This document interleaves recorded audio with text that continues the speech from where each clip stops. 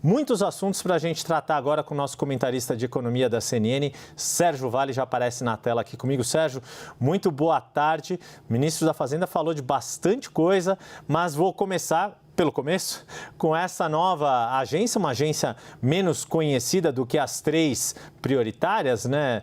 Moody's, Fitch e Standard & Poor's, mas queria te ouvir sobre mais uma agência de risco melhorando a nota de crédito do Brasil, Sérgio. Tudo bem, Yuri? Olha, muito provavelmente o que a gente vai ver acontecer ao longo aí dos próximos anos, a gente vê essa perspectiva de nota que a gente viu acontecer agora, na maior parte todas elas estão em torno de BB, um pouco mais, um pouco menos, mas o cenário é muito provável de a gente continuar vendo positivamente a avaliação das agências em relação ao país ao longo dos próximos anos.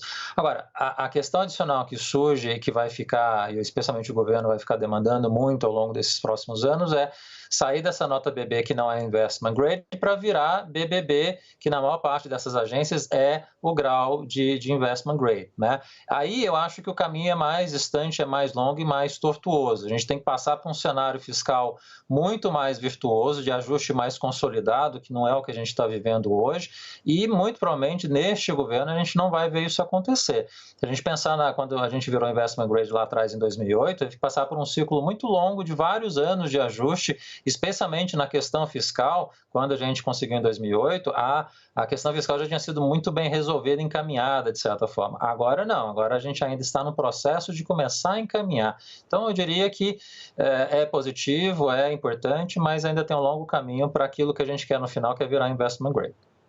Ô Sérgio, o ministro falou muito sobre toda essa expectativa em torno da reunião do Copom na semana que vem, né? Ele até fez a evolução das perguntas, né? Se os juros vai cair, quando os juros vai cair e agora quanto os juros vai cair, e fez uma conta importante ali, me chamou a atenção, né? 10 reuniões do Copom de 0,5 ponto percentual de queda para se chegar ao patamar do juro neutro, no cálculo dele, 5 pontos percentuais acima do juro neutro na avaliação do Ministério da Fazenda. Tudo isso para dizer, essa conta faz sentido ao seu ver, e isso joga uma pressão ainda maior para a próxima reunião do Copom na semana que vem. Acho que você já mencionou aqui no ar com a gente, aqui nos seus comentários no 360, que há condições para que tenha uma queda de 0,5 ponto percentual. Essa continua sendo a tendência mais adequada, ou você não ficaria surpreso se viesse uma redução de 0,25? Não, eu acho que a tendência, na verdade, está mais em torno ainda de 0,25 por conta do que a gente tem visto do Banco Central sinalizar ao longo dos últimos meses, na verdade, desde o ano passado, essa cautela em relação ao processo inflacionário, né? E como o próprio BC tem se comportado. Então, acho que o 0,25, dado esse cenário de que a inflação ainda está convergindo para 3 para o ano que vem, tem riscos pela frente que a gente vai precisar acompanhar, como o El Niño, por exemplo. Então, assim, acho que começa com 0,25. Agora, é importante, Yuri, isso aí que o ministro falou, e ele estava correto. A discussão no início do ano é falar se a taxa de juros ia cair, quando ia começar a cair. Agora, eu acho que seria muito interessante deixar o Banco Central trabalhar. Vai começar a cair a taxa de juros agora? Seria muito interessante o governo, o executivo, não começar a pressionar, caiu 0,25, deveria ter caído 0,5 ponto, e ficar aquela briga infindável nas redes sociais de que caiu menos do que deveria. Aí cai 0,5, vão pedir 0,75. Seria interessante a gente não ver essa discussão. Deixa o Banco Central trabalhar agora, que ele vai conseguir entregar o que a gente precisa lá na frente de uma forma técnica, correta e sem essa política por trás. Você parafraseou uma fala que os aliados do presidente Lula diziam, né? Deixa o homem trabalhar, agora você volta para outro campo.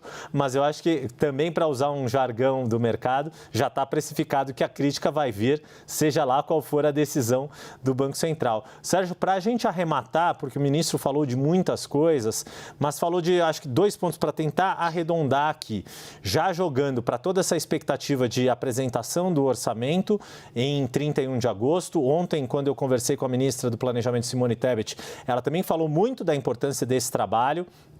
tem ali já um cálculo do Ministério do Planejamento que tem um acréscimo do volume de despesas de 128 bilhões em relação ao que era no ano passado, mas muito disso já comprometido, dependendo do texto final da regra fiscal, e Planejamento e Fazenda já fazendo a sua restrição, que foi mencionada por um dos nossos colegas. A Fazenda já vai perder 2 bilhões e 600 milhões no orçamento do ano que vem.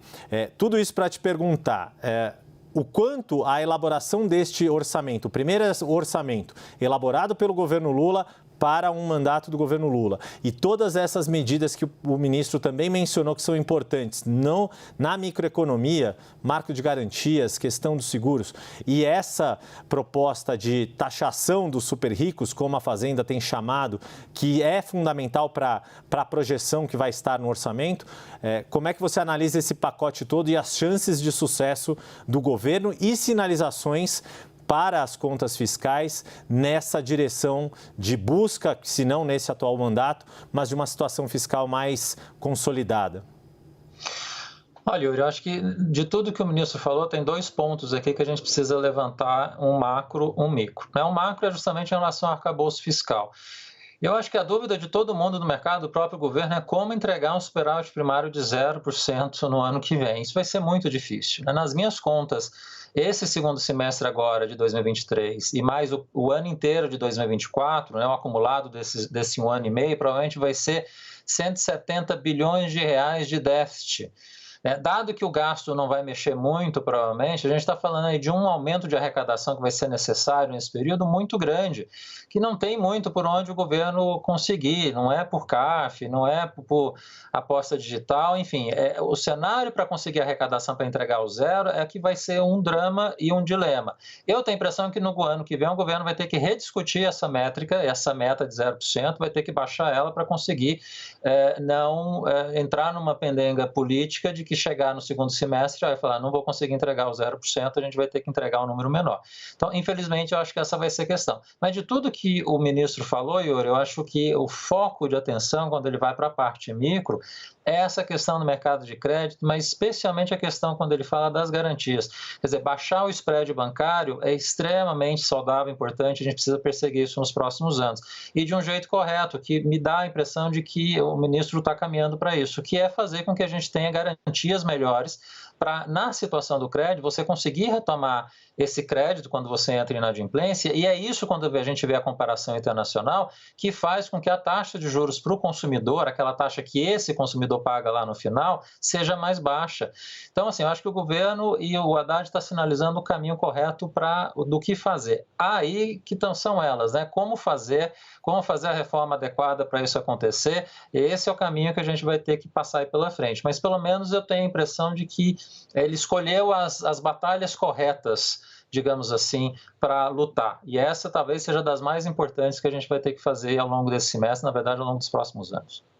E é o que o ministro da Fazenda já está se preparando para o segundo semestre, porque de fato vai ser um semestre de batalhas bem intensas. E a gente vai contar certamente com os comentários de Sérgio Vale.